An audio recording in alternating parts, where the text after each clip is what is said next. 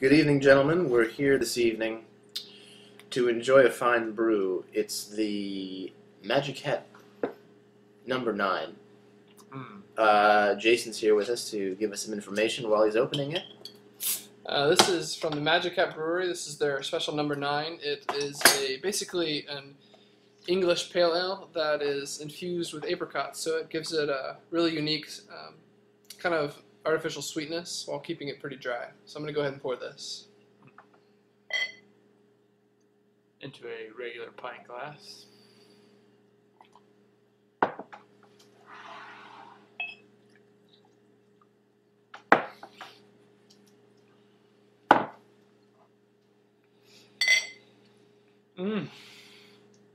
Apricot-y.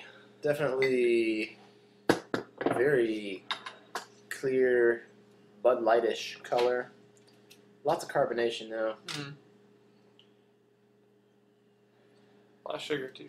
Yeah, it has an incredibly sweet and apricot-y nose to it. And I think all the caps are different if I remember right. And this one says, don't be a pig when you swig. Just, you know. But yeah, it really does have a candy smell to it. Oddly enough, I think most of the sweet taste you get from it is all in the nose. I think once you actually down it, you do kind of feel like, well, okay, this is actually dry at the same time as as being sweet, which is just this weird dichotomy of flavor happening. I think the sweetness on the nose, of course, sweetness is only a taste and cannot actually be detected through scent. And so perhaps there's a sugary, like a light sugar, because there's no sort of molassesy or brown sugar happening, but no, it's definitely all fruit for sure. Yeah, like a fruity apricot and pear, on the nose. But a lot more. There's way more fruit on the nose than there is on the palate initially. Yeah, I feel like you get pretty good representation of the pale ale. Fairly smooth beer. It is smooth. Yeah, it definitely finishes very quickly. Other than the nose, actually somewhat forgettable to me, because I do feel like the hop does not really does not carry a lot.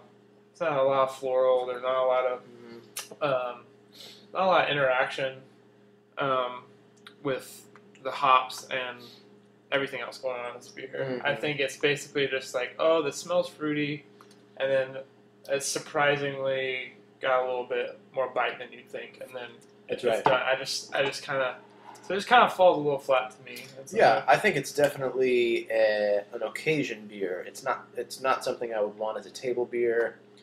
I don't know that it would really go well with food at all. I think that for, if the weather's right, it would be refreshing to have once in a while. What would be good is to compare it to some of the other apricot beers that are out there made by reputable beer makers. Yeah, the to me,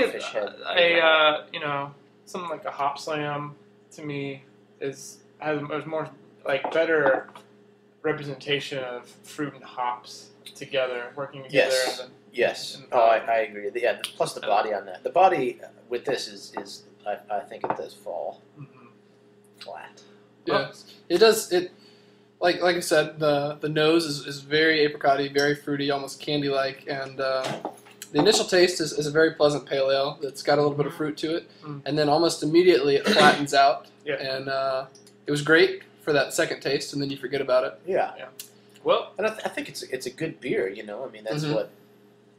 It perhaps wasn't designed to be like a robust, And compared to the majority of fruit-infused beers out there, it's definitely a lot easier to handle. It's not offensive like a lot of fruit beers are. No, definitely, drinkable.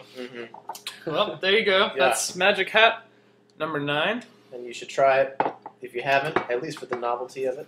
Yeah. Thanks for we recommend it. Joining us. In December, drinking horchata, look down your glasses at that.